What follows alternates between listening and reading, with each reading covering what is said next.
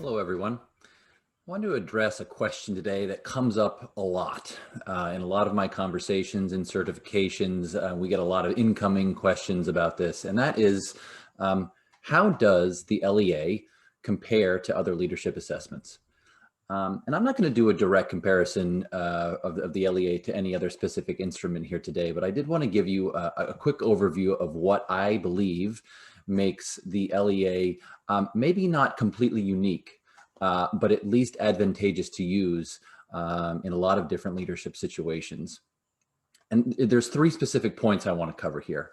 The three are the fact that it's more difficult to game because of its design, it's behavioral, and also it's descriptive, not evaluative. Those are the top three.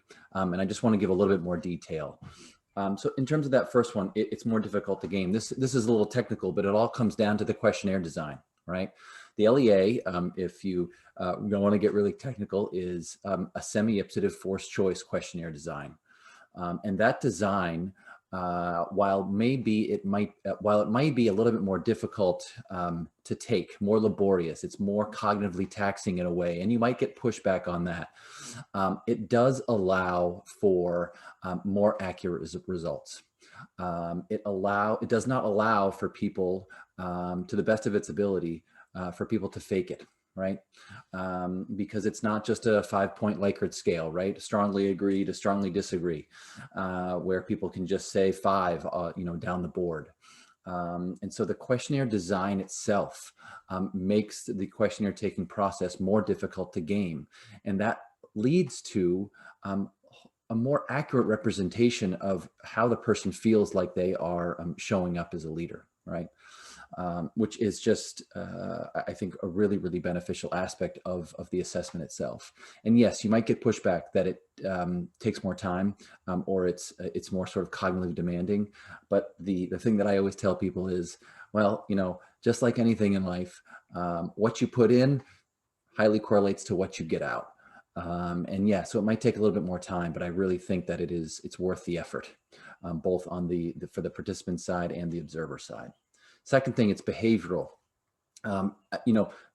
LEA is not the only behavioral assessment out there, but the fact that it is behavioral, I think, is also a critical element here in comparison to some other assessments that might be more, personality or competency based or whatever it might be. I'm not saying those are terrible, but I like the behavioral side of things, because behavior is a few things. First, it's universal. Everybody just seems to get it, right? And the other thing is you can change behavior. It's actionable, right? And so that is really, really important when you think about the LEA and its uses in development, as an example. It can be really hard for somebody to say, if it's a competency-based assessment, you're low in this competency, you need to get better. Okay, how do I do that? That's challenging. Behavior, on the other hand, is, okay, this is what the behavior is. This is how I do more of it. This is how I do less of it. People can get their heads wrapped around it, and it feels feasible. Last thing is the way that the LEA is reported back to people, right? It's descriptive, not evaluative, right? Which is really important. Again, it doesn't put people on the back foot. When you combine the fact that it is behavioral, and that the way that is reported is descriptive and not evaluative, it leads to more positive conversations. I always find myself with the LEA spending a lot less time sort of backing people off the ledge, right?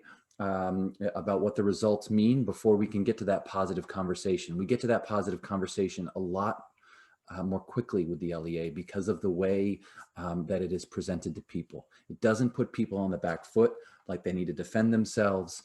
And instead, you can focus on what the behaviors are, what the assessment is telling them, and what it is that you feel from the facilitator or the consultant point of view that they might need to be thinking about or working on in terms of their developmental path.